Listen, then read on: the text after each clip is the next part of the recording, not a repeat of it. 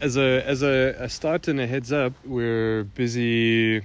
We're making together with the Leakey Foundation, we're making a podcast about life on excavations. And if it's okay with everyone, I'm just going to leave our voice recorder on. It doesn't mean that you have to be shy or not say anything. It's just to capture the really cool and interesting stories that everyone brings to the dig. So I'm just going to pop this over here, and hopefully we'll get some of the sound.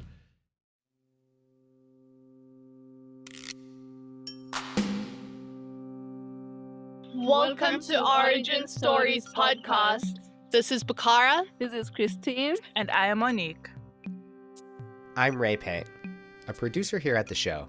This month, we're doing something a little different. We're going to turn the microphone over to the Boomplaas Field School. Boomplaas Cave is located in South Africa, about a 5.5-hour drive from Cape Town. Last year, there were 30 students who passed through the field school, and many of them generously agreed to record their lives over a 6-week period. This way, we could share the experience of how many young archaeologists are trained at field schools. They're led by Leakey Foundation grantee and Baldwin Fellow, Justin Pargeter. Morning, everyone. It's 7:15. This is Justin Pargeter here. I am a paleoanthropologist with an interest in human origins in southern Africa and understanding our species evolution in context of rapid climate change. I'm standing at the base of the hill that leads up to Boomplaas Cave, which is one of Africa's flagship Paleolithic sites. The sound that you hear in the background here, this sort of high-pitched bird calls, are the sounds of swifts that travel at high speeds in and out of these caustic openings where they roost and nest. They were also very special creatures to the prehistoric inhabitants of the valley. We have rock paintings in the area that depict humans transforming into swifts, performing incredible feats of acrobatics, and just illustrating how the ancient inhabitants of the valley revered these tiny creatures and their amazing ability to co-inhabit caves. And it's just quite a special thing to think of, being able to watch a creature today doing these incredible maneuvers and just imagining ancient inhabitants seeing exactly the same thing and sharing in that special connection with them.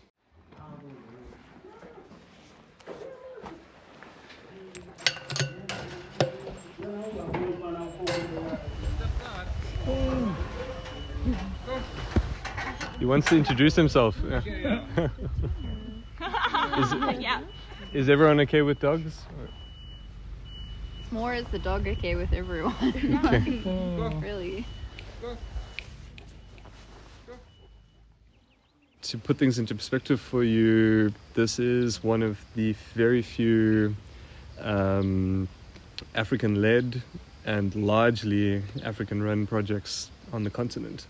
So you're part of history. Just soak it up. It's not easy to take 6 weeks out of your life and put everything on hold, but we'll make it worth your while. So with that, we'll have supper at 6:30. Tomorrow on site, I'll focus more on your site-specific jobs. Okay. And we'll have a little session tomorrow explaining our excavation methodology, the 1,000,001 jargon terms that you've read in the handbook that you have no clue about right now, but will become very familiar to you, as well as some history and background to the site and our research questions. We have a happy birthday amongst us, so could we all engage in a chorus of happy birthday? Yeah. Happy birthday to you. Happy birthday to you. Happy birthday, dear Christine. Happy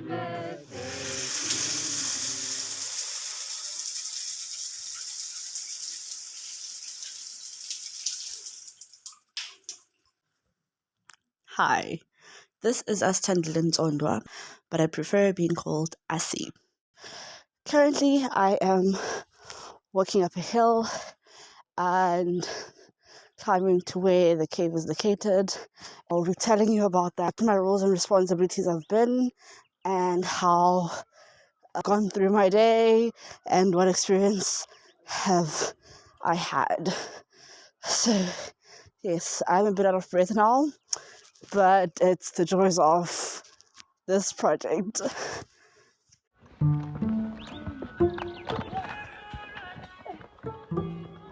My name is Bacara Spruit and I am a PhD student at the University of the Witwatersrand.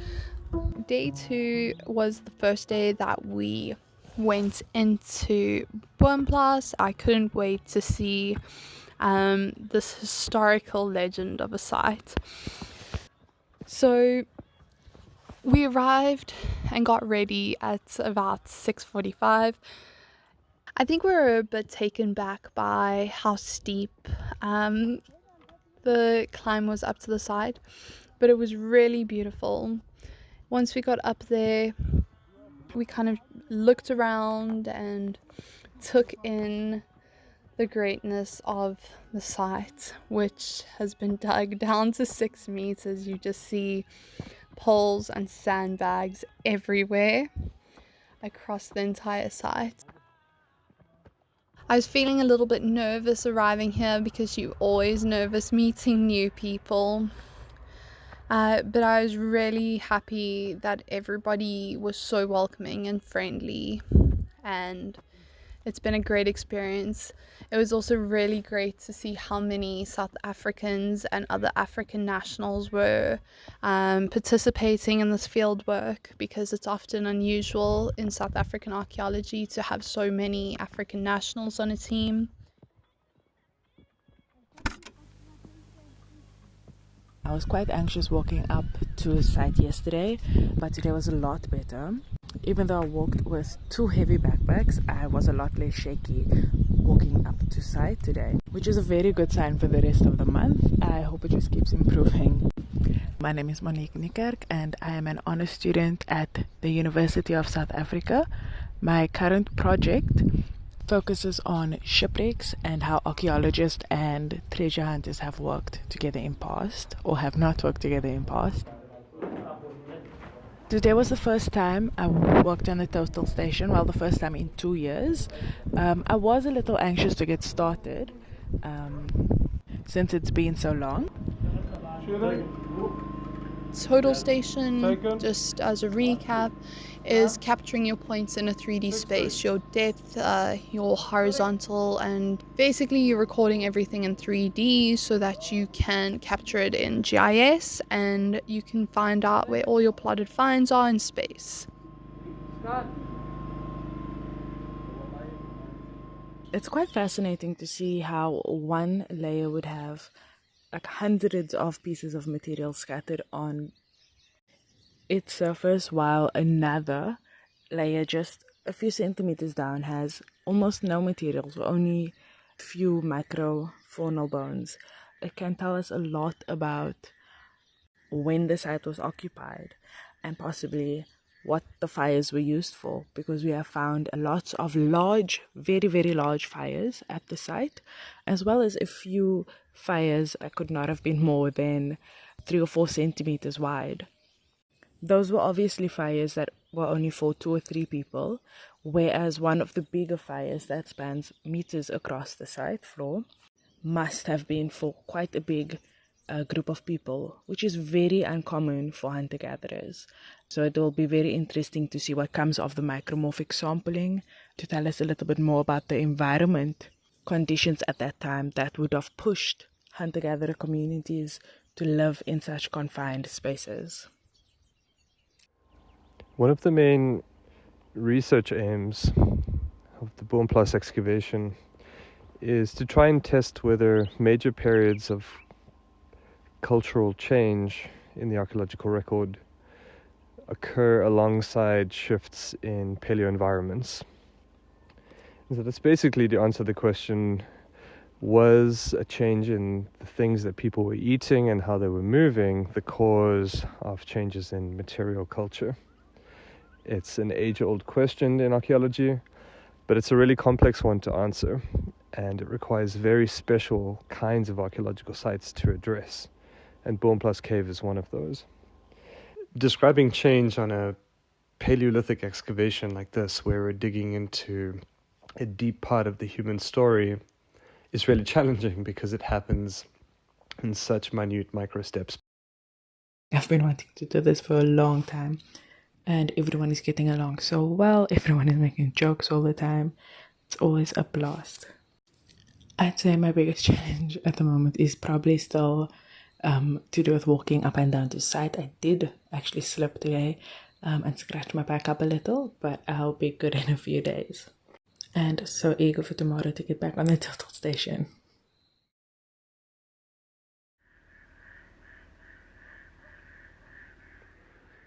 Hey everyone, it's 8:15 in the evening, the end of a day of field work. Body's quite sore and tired. It's a long day on site. Exciting day. Had many really inspiring people come and visit us. Lots of really great finds in the dig. And now it's time to do the paperwork and make sure that all the data that we've collected is good. Try and correct any errors coming from our total stations and all the other data that we collect through our paperwork on a daily basis. It all gets done at night when all you feel like doing is crashing and heading to bed, and that's, that warm shower is waiting for you. But these things, have to be done on a regular basis and kept in check. So, we're staying positive. We're keeping it going, keeping the energy levels as high as we can, and looking forward to another day tomorrow. Welcome back to the Origin Stories podcast. This is Bacara, and I am doing my daily check-in. So before I arrived at Boomplaas, I wasn't feeling very good, and I recently did fieldwork in Malawi. So I decided I'd get tested for bilharzia, and surprise, I had picked up bilharzia while I was in Malawi. This didn't leave me feeling too great, but I didn't think it would affect me badly. So I decided to go to the site, and it was a bit rough. My body felt extremely sore, and I had headaches throughout the day. I didn't feel very good. I wasn't focused. And I have been put on recorder duty, which includes all the admin at the site, opening, closing strat units, making sure that all the photographs are taken and accounted for, and just basically keeping everything in order. And it was quite challenging to do with the way that I was feeling.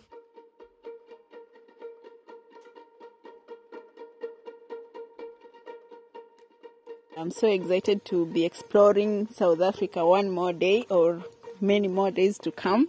And today it was a chilly morning or a chilly day in the cave. It was very, very interesting to see, as one of our excavators, Nkosi, he just lightly brushed the wall to clean off any of the dust that may have fallen onto it while we were moving the bags around. And as he brushed, he literally exposed the layers, which was so fascinating to see. I was almost mesmerized.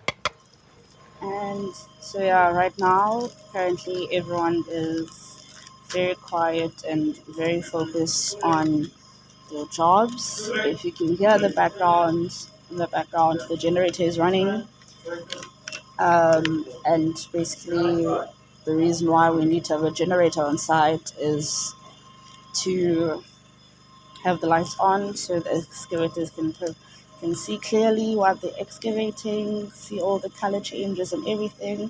And it's also to power the electronics, like the tablets for the gunners, the tablet for the recorder, the computer for the site tech, aka the director, and also the computer for the person that sorts out the material that has been collected.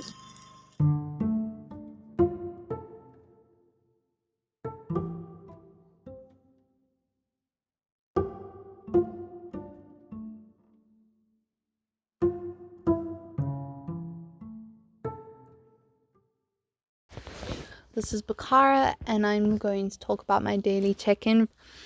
I managed to take my medication last night, and I feel 1,000 times better. And this makes me extremely excited to be getting back into the field next week, Monday. I am so excited to not sit behind a computer and to actually get my hands dirty. Today I learned about how oily some of the layers are. This is something I've never really considered when we think about butchering on the ground or at different archaeological sites. Obviously, the animal's fat drips into the soil. When they put the soil samples into the water to be floated and sieved, a fat layer actually sat on top of the sample of the water.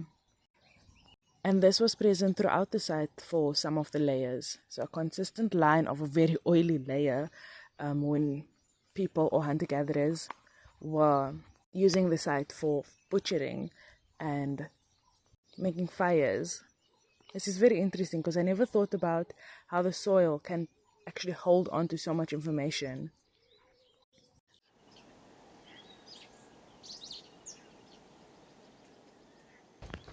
Welcome back to the Origin Stories podcast. This is Bacara, and this is my weekend check-in. So I'm going to start with our Saturday. We woke up relatively early because I think our bodies have adjusted to the schedule that we've been keeping.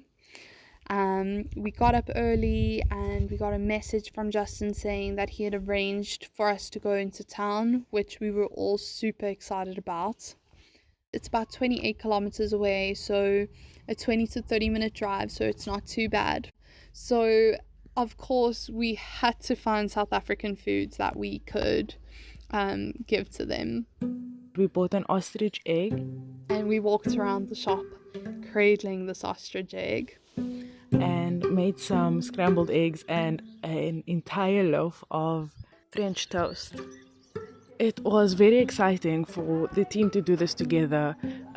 We had a lot of fun and made some great food with it.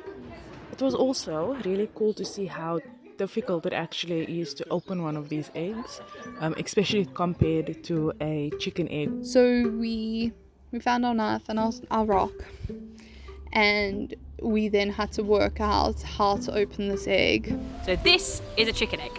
And this is an ostrich egg. So when the bird team recently passed this on to us, that got our curiosity going, and we began to think, just how do you crack an ostrich egg? So we had watched a few YouTube videos because we didn't want to mess it up or take off our fingers. And we managed to get the egg open eventually. And yeah, we poured it out only to realize that one ostrich egg is equivalent to 24 chicken eggs. So we were really hoping that everyone would be very hungry this morning because everyone was going to be eating ostrich egg. Now we just have to figure out what we're going to do with the eggshell, because there's a lot of contention over the fact that Grace wants to keep it as a container, and we all want to see if we can make eggshell beads from the egg. And then this morning we started our day with check-ins. Justin, I think this really helped everyone just get bond a little bit more by sharing where they're struggling, where they're succeeding. Yeah, so I'm glad that we had this morning. After this weekend, I feel a lot more refreshed than I did on Monday, and I'm excited to see what this week holds.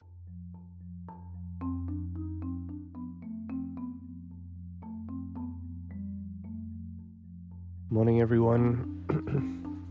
It's 6:20 a.m. It's a beautiful morning, crisp, cool, but we can feel the comings of spring in the air. Seasons are changing, and we're done with, hopefully, our frosty mornings for a little bit. Every little breakfast we have, every morning we rise, every bag we pack, every water container we fill up for the site is a step towards our eventual goal of completing a successful field season.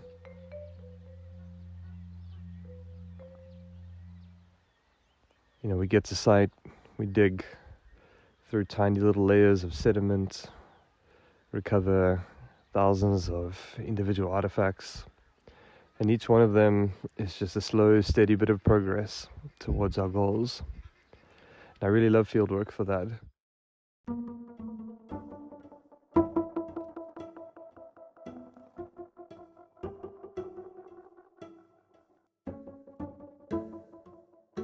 It's been a little bit overwhelming, remembering all the details and all the forms that we have to fill in, but we've tried to kind of make notes for ourselves and streamline the system, which I think is always so important when you are working on these things, is finding ways to make it more efficient.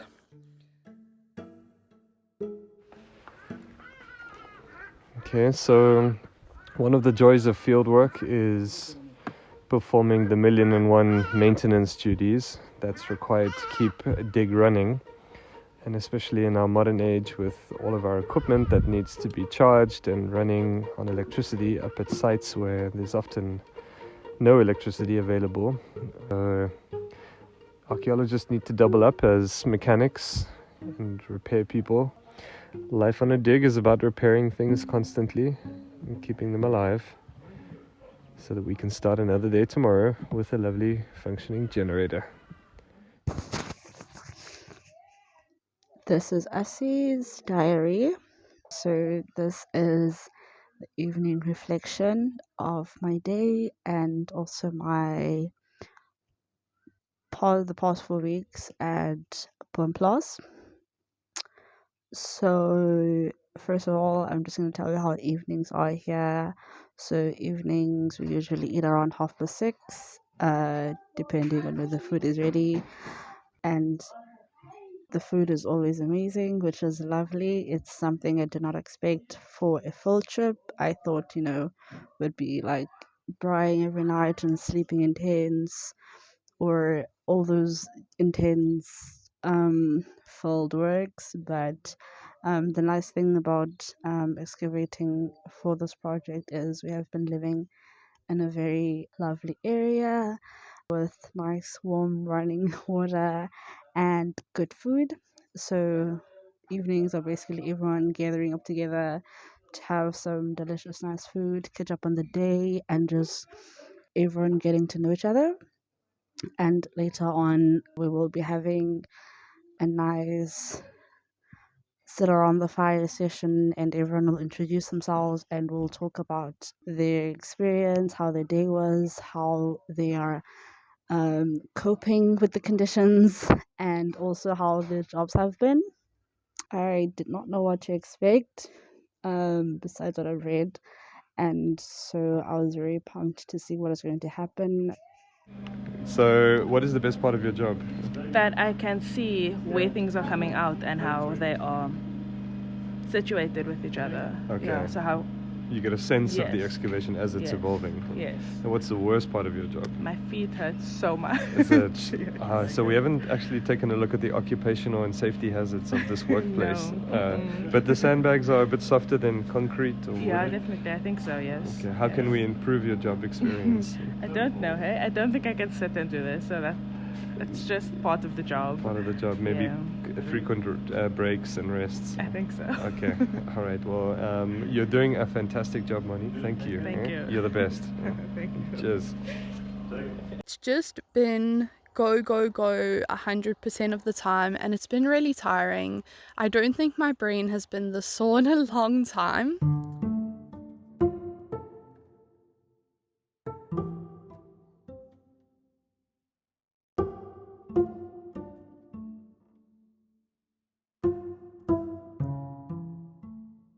Okay, welcome to the final week, everyone. We made it, huh? How you all feeling? Yeah? Wow, resounding silence. Okay, that probably just means that there's such an built-up, pent-up excitement inside of you that you just have no words for it, right? So Roundup this week is really just to make sure that we're touching base on a few key changes that are going to happen in the week. So for those of you who have not been through the final week of an excavation before, this is a critical week that includes closing the site, conducting photography of what we have dug already using specialist techniques that include our photogrammetry. Samples all need to be prepped and sent off to various labs either in South Africa or around the world. Okay, so this is a complicated process. It involves a lot of cataloging. I know we're all tired and thinking of home and thinking of something other than oatmeal and peanut butter, but this is the final stretch, okay? So I need all of you, all hands on deck, all right? And for your hard labor, you will be rewarded with a delicious pizza, pasta, wine, fruit juice meal in Oudtshoorn on Wednesday night. Okay, so can I hear a collective woohoo? It's okay. It's okay. We could do better, but we'll get there on Wednesday.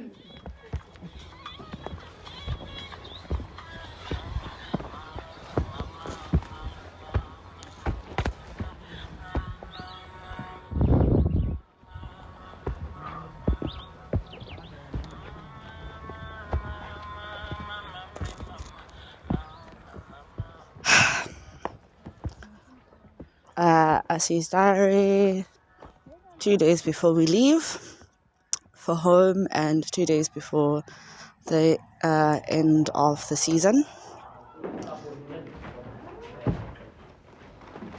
So, mornings at Boomplaas, at least for the first field excavation, are usually chaotic in a good way because everyone is running around to get their breakfast ready, to get their lunch ready, and to pack up everything they need for the day and to be mentally prepared.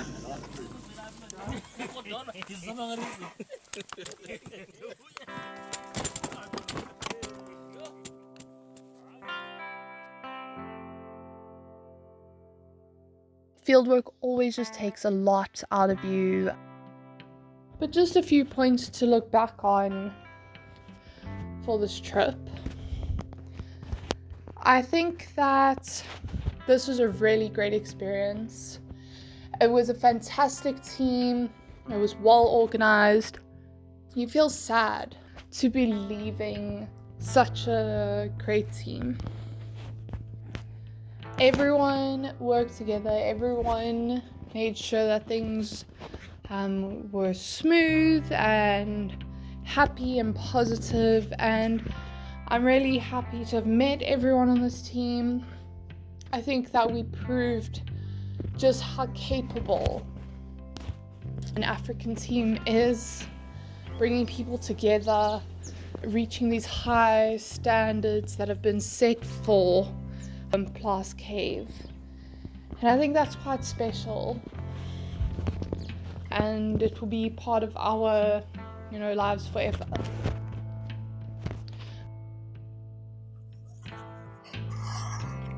So, taking the last walk down the mountain, as this is the end of my time.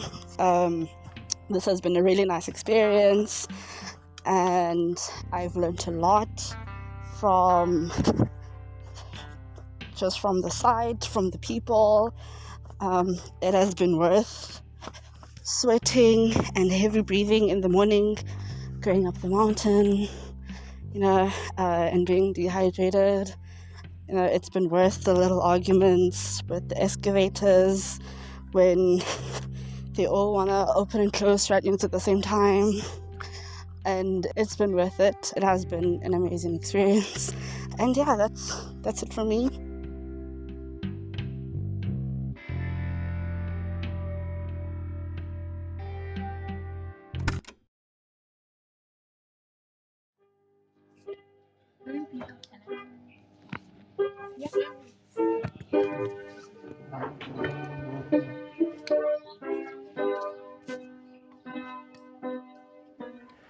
This is closing day at Boomplaas Cave.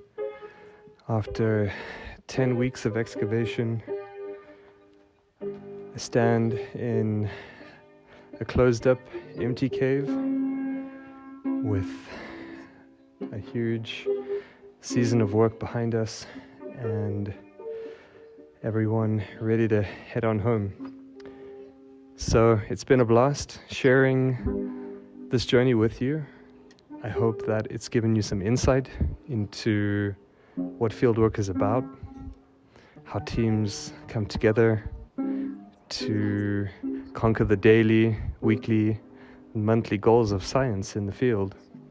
And if you're a young paleoscientist out there, you can do this. And I really hope that sites like Boomplaas become part of your journey in some way or another. Thank you.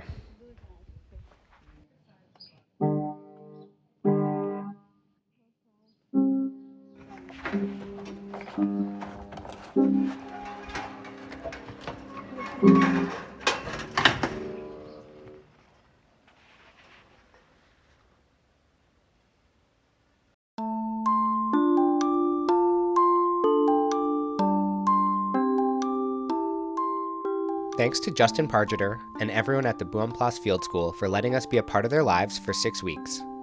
You can learn more about Justin, the Homer Project, and the Boomplaas Field School in the show notes. Keep an eye out for a bonus Origin Stories episode with Justin that will come out in a few weeks. And if you're a student interested in attending a field school like Boomplaas, you may be eligible for the Leakey Foundation's Joan Cogswell Donner Field School Scholarship. Follow the link in your show notes for more information. Origin Stories is a project of the Leakey Foundation, a nonprofit dedicated to funding human origins research and sharing discoveries. Support this show and the science we talk about by going to leakeyfoundation.org/donate and make a donation of any amount. Origin Stories is audience supported and is made possible by listeners like you, with additional funding from the Anne and Gordon Getty Foundation, Jeannie Newman, and the Joan and Arnold Travis Education Fund. This episode was produced by Meredith Johnson, Taylor Cook, and myself, and sound designed by me, Ray Pang. Our editor is Audrey Quinn, theme music by Henry Nagel, and additional music by Blue Dot Sessions and Lee Rosevere. Thanks for listening.